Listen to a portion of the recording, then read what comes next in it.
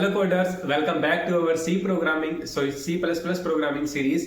आज की वीडियो में यार हम काफी इंपॉर्टेंट टॉपिक को कवर करने जा रहे हैं। वो टॉपिक हमारा रहने वाला है time complexity and space complexity, जो इंटरव्यू के पॉइंट ऑफ व्यू से भी काफी इंपॉर्टेंट टॉपिक रहता है। तो आज हम बारीकी से समझेंगे कि स्पेस कॉम्प्लेक्सिटी और टाइम कॉम्प्लेक्सिटी एग्जैक्टली में होता क्या है और क्यों हम यूज करते हैं और इसको कैलकुलेट कैसे करते हैं बेसिकली हर प्रोग्राम के बाद में हम। ठीक है, तो आज अभी हम समझते हैं हमारे व्हाइट बोर्ड की हेल्प से। तो अभी हम जंप करते हैं हमारे व्हाइट बोर्ड से और बेसिक से समझेंगे कि तो अभी हम हमारी टाइम कॉम्प्लेक्सिटी और स्पेस कॉम्प्लेक्सिटी की तरफ बढ़ेंगे। तो सबसे पहले हम क्या करते हैं, सबसे पहले हम एक बार हमारा लॉजिकली समझते हैं कि स्पेस कॉम्प्लेक्सिटी एक्चुअली हम कैलकुलेट करते कैसे हैं। ठीक है, तो स्पेस कॉम्प्लेक्सिटी पहले हम टाइम कॉम्प्लेक्सिटी की तरफ बढ़ते हैं। तो टाइम कॉम्प्लेक्सिटी हम कैसे कैलकुलेट करते हैं किसी भी प्रोग्राम की, और ये चीज ध्यान में रखना, ये काफी इंपॉर्टेंट टॉपिक है। जब भी आप डीएसए के राउंड में बैठोगे तो इंटरव्यू आपसे पूछ सकता है कि कोई भी कोड आप करोगे तो भी इसकी टाइम कॉम्प्लेक्सिटी क्या है। हमें इसकी बेसिकली टाइम कॉम्प्लेक्सिटी की जरूरत क्यों पड़ती है। टाइम कॉम्प्लेक्सिटी बेसिकली जो कोई भी प्रोग्राम आप राइट करते हो तो उस कोड को ऑप्टिमाइज करने के लिए बेसिकली, अगर मान लो एक वर्स्ट केस है, आपने टाइम कॉम्प्लेक्सिटी काफी ज्यादा यूज कर रखी है उसमें, आपको इंटरव्यू पूछ भी सकता है कि क्या इसको आप ऑप्टिमाइज कर सकते हो। अब उस ऑप्टिमाइज का मतलब होता है, कोड को ऑप्टिमाइज करने का मतलब होता है कि उसकी स्पेस कॉम्प्लेक्सिटी और टाइम कॉम्प्लेक्सिटी को रिड्यूस कर देना, वही आपका ऑप्टिमल सॉल्यूशन होता है किसी भी कोड का। तो हम कैलकुलेट कैसे करते हैं, जैसे एग्जांपल के तौर पे मैं लेता हूं, जैसे आप ना एक वेरिएबल यूज करते हो, मान के चलो कि आपने एक वेरिएबल ए बनाया, ठीक है, इसके अंदर आपने कोई नंबर ले रखा है। जैसे कुछ भी वेरिएबल्स आप बनाते हो उनको एग्जीक्यूट करने का जो टाइम कॉम्प्लेक्सिटी होता है वो आपका बिग ऑफ 1 होता है। ये क्यों होता है बिग ऑफ 1, ये हम समझेंगे। कोई भी चीज जब हमारी कांस्टेंट हो, फिक्स हो, वहां पे हमारी जो टाइम कॉम्प्लेक्सिटी रहती है वो बिग ऑफ 1 रहते हैं। अगर आपने ये चीज सुना है कि बिग ऑफ 1 क्या होता है, ओमेगा क्या होता है, थीटा क्या होता है ना, ये टाइम कॉम्प्लेक्सिटी को डिनोट करने के लिए। जैसे डिनोट कैसे करते हैं, अब नॉर्मली है, हम बाजार में जाते हैं, अगर हमें केले खरीदनी हो तो एक यूनिट है कि 1 दर्जन केले, 1 किलो एप्पल, केजी 1 यूनिट होगी, है ना। वैसे ही हमारी जो टाइम कॉम्प्लेक्सिटी है उसको अगर आपको डिनोट करना है, किसी यूनिट में बोलना है, तो वो हम यूज करते हैं थीटा, ओमेगा और हमारा big O of notation, big of बोल देते हैं। जैसे या मैंने ओ बनाया और 1, अब 1 किसके लिए यूज किया मैंने, और वैसे हम मोस्टली यूज करते हैं big of. Big of use क्यों करते हैं, ओमेगा और थीटा का भी तो यूज कर सकते हैं ना। बिग ऑफ हम इसलिए यूज करते हैं क्योंकि ये हमारा वर्स्ट केस बताता है कि भाई मैक्सिमम जो टाइम है वो इतना तो रहेगा ही, इससे कम भले ही यूज हो सकता है, इस टाइम कॉम्प्लेक्सिटी यूज हो सकती है आपके कोड की, लेकिन जो लास्ट है, जो वर्स्ट केस की कॉम्प्लेक्सिटी है, वो आपकी सिर्फ इतना टाइम लेगा, ये ज्यादा से ज्यादा इतना ही लेगा, इससे ज्यादा नहीं ले सकता। इसलिए हम बिग ऑफ नोटेशन का यूज कर सकते हैं और बिग ऑफ टाइम कॉम्प्लेक्सिटी का यूज करते हैं, और जो थीटा और हमारा ओमेगा उसका यूज हम बहुत कम करते हैं। ठीक है, तो एक चीज ये हमें पता लगी कि हम डिनोट किस चीज से करते हैं। दूसरा हमारा ये भी हुआ कि हमारी कोई भी चीज है जो कांस्टेंट है उसके लिए जो हमारी नोटेशन रहती है वो बिग ऑफ 1 रहती है। एग्जांपल के तौर पे मेरा एक लूप है, ठीक है, जैसे मेरा एक लूप है जो आई से लेके हमारा कहां तक चलेगा, आई से लेके हमारा 10 तक चलेगा। अभी आपको एक चीज पता है कि मेरा जो लूप है फिक्स है कि मैं आई से चलूंगा और 10 पे जाके स्टॉप हो जाऊंगा बेसिकली, है ना। तो ये चीज कांस्टेंट है, तो इसके लिए जो टाइम कॉम्प्लेक्सिटी वो क्या होगी, बिग ऑफ हमारी 1 रहेगी। यहाँ पे हमें 1 लिखना है, बिग ऑफ 1 रहेगी। जैसे मैंने कोड भी लिख रखा है, साइड में दिखाऊं तो मेरा देखो, जैसे ये कोड है, ठीक है, मैं यहाँ पे अगर लिखूं सी आउट, आई को लिखूं और मैं इसको 1 से स्टार्ट करूं, इसको मैं 1 से स्टार्ट करूं, मैंने क्या किया है, मैंने एक लूप चलाया है जो क्या कर रहा है, 1 to 10 काउंटिंग प्रिंट कर रहा है बेसिकली ना। तो इस लूप की जो वो 1 से 10 तक जा रहा है, इसकी टाइम कॉम्प्लेक्सिटी क्या रहेगी, बिग ऑफ 1 रहेगी, क्योंकि वो एक कांस्टेंट है। ठीक है, और वहीं पे मैं एक चीज लिख दूं कि इंट एक नंबर है, n नंबर है, ठीक है, और मैं इसको चलाना चाहता हूं n तक। क्या अब आपकी ये डिफाइंड है कि मेरे को कहां से कहां तक चलना है, n की वैल्यू कुछ भी हो सकती है ना। तो अभी जो हमारी जो टाइम कॉम्प्लेक्सिटी रहेगी हमारे उस कोड की, वो हमारी टाइम कॉम्प्लेक्सिटी रहेगी big O of N, big O of N. अब ये एन हमने क्यों यूज किया? क्योंकि हमें पता ही नहीं है कि वो जो हमारा लूप है वो कहां तक चलेगा। एन की वैल्यू कुछ भी हो सकती है ना। तो दैट्स वाई हमने जो इसकी इस कोड की जो टाइम कॉम्प्लेक्सिटी है वो क्या रखी है? बिग O ऑफ एन मानी है। ठीक है, अभी मान के चलो अभी हमारा नेक्स्ट एक रहता है एग्जांपल के तौर पे, मैंने क्या किया, मैंने एक और लूप बना दिया, इसी लूप के अंदर एक और लूप बना दिया मैंने। ठीक है, इसी लूप के अंदर एक और लूप बना देता हूं, ये लीजिए। ठीक है, अब मैं यहां पे ये मैं ले लेता हूं जे, मेरा कोड है जे का, जे, और मैंने इसमें जे लगा दिया। या मेरा जो केस चलता है नेस्टेड लूप का, नेस्टेड लूप का केस काफी यूज हो जाता है ना। तो नेस्टेड लूप हम यूज भी करते हैं पैटर्न क्वेश्चंस वगैरह पे। जब हम नेस्टेड लूप्स का यूज करते हैं उस वक्त हमारी टाइम कॉम्प्लेक्सिटी क्या रहती है, अगर हम उसको कैलकुलेट करें तो एक चीज ध्यान रखो, जब हमारे नेस्टेड लूप होता है, हमारा पहला एक बाहरी लूप है जो कहां से कहां तक चल रहा है? एन तक चल रहा है। सिंपल सी चीज है, कहां तक चल रहा है? एन तक चल रहा है। इसके बाद हमारे इसके अंदर फिर से एक लूप है जो कहां तक चल रहा है? दूसरा लूप है जो जे वाला लूप, ये कहां से चल रहा है? ये भी एन तक चल रहा है। तो क्या हुआ, जब इसके नेस्टेड लूप है तो ये क्या होगा? मल्टीप्लाई होगा हमारा एन से, क्योंकि दूसरा लूप भी एन तक चल रहा है। तो ये क्या बन गया हमारा? एन स्क्वेयर बन गया। एन स्क्वेयर बनते जो हमारे जो टाइम कॉम्प्लेक्सिटी है वो क्या आई? Big O of N square, जो काफी ज्यादा हो गई। ठीक है, एन स्क्वेयर आ गई। अगर वहीं अगर मैंने क्या किया, एक और लूप यूज कर लूं मैं इसके अंदर, इसी के अंदर एक और लूप का यूज कर लूं, तब हमारी टाइम कॉम्प्लेक्सिटी क्या हो जाएगी? लूप के अंदर लूप और उसके अंदर भी लूप है, मतलब 3 टाइम्स लूप है। तो मैं क्या करूंगा, इसको एक बार फिर से मल्टीप्लाई कर दूंगा एन से, तो ये क्या बन जाएगा? क्यूब। तो हमारी उस केस में हमारी जो टाइम कॉम्प्लेक्सिटी है वो क्या होगी? एन क्यूब होगी। वो ऐसे हमारी बढ़ती रहती है। ठीक है, वैसे अब आगे जाके ना आप एक चीज देखोगे, आगे जाके हम जैसे एल्गोरिथम करेंगे, मेरा और मेन मोटिव भी हमारा टाइम कॉम्प्लेक्सिटी और स्पेस कॉम्प्लेक्सिटी निकालने का, सीखने का, ये लेक्चर डालने का मतलब भी यही है। क्योंकि आगे हम डीएसए के लेक्चर स्टार्ट करेंगे तो उसमें हमें हेल्प करेंगे ये सारी चीजें। तो आगे हम क्या करेंगे? बाइनरी सर्च करेंगे सॉरी, अपने सर्चिंग एल्गोरिथम सीखेंगे। तब वहां पे हमारी क्या होती है? वहां पे हमारी होती है पार्टीशंस, एरे की पार्टीशंस होती है। तो उस केस में जो हम यूज करेंगे वो हमारी big O of log n रहेगी। उस केस में हमारी क्या रहेगी? Big O of log n रहेगी। जब हमारी पार्टीशंस की बात हम करेंगे उस वक्त हमारी log ऑफ n रहेगी। ठीक है, तो इस केस में ऐसे हमारी हम टाइम कॉम्प्लेक्सिटीज निकालना सीखेंगे। ठीक है, तो नॉर्मली अगर मैं आपको बताऊं, एक पैटर्न दूं तो कुछ इस तरीके से रहता है। तो सबसे जो छोटी रहती है हमारी क्योंकि एक वो रहता है ना कि हाई, सबसे हाईएस्ट कितनी होती है, सबसे लोवेस्ट कितनी होती है, और ऑप्टिमल केस कौन सा होता है। अगर उसकी बात करूं तो बिग O ऑफ 1 जो होती है वो सबसे ऑप्टिमल होता है, ये हमारा सबसे ऑप्टिमल होता है। ठीक है, मैं एक बार सॉरी यहां पे रख लेता हूं,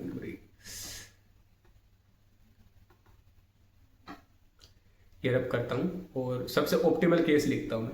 ठीक है, जो बिग O ऑफ 1 आती है वो हमारा सबसे ऑप्टिमल केस होता है। ठीक है, और उसके बाद में होता है हमारा एन वाला, उसके बाद में एन वाला होता है। ठीक है, और उसके बाद में हमारा होता है log n, उसके बाद में हमारा log n होता है। ठीक है, log n होता है। ठीक है, और उसके बाद में हमारा n मल्टीप्लाई log n, ये हमारा log n। फिर इसके बाद में हमारी ये टाइम कॉम्प्लेक्सिटी सबसे ये इसका बेसिकली जो मैं ऊपर लिखता जा रहा हूं ना, इनका मतलब है अब टाइम कॉम्प्लेक्सिटी बढ़ती जा रही है। सबसे कम टाइम कॉम्प्लेक्सिटी ये है, फिर उससे थोड़ा बढ़ गया टाइम कॉम्प्लेक्सिटी, फिर उससे ज्यादा बढ़ गया, फिर उससे भी ज्यादा बढ़ गया, फिर उसके आगे और जैसे बढ़ता रहता है, जैसे एन स्क्वायर आ गया, एन स्क्वायर आ गया। सॉरी, मैंने एक चीज गलत कर दी कि जैसे log n पहले आता है, ये उल्टा लिख दिया मैंने, यहाँ पे log n पहले आता है हमारा। दोबारा से लिख देता हूं ताकि ध्यान में रहे आपको। ठीक है, तो सबसे पहले क्या आता है हमारा? सबसे पहले हमारा log n आता है। ठीक है, ये हमारा log n आता है।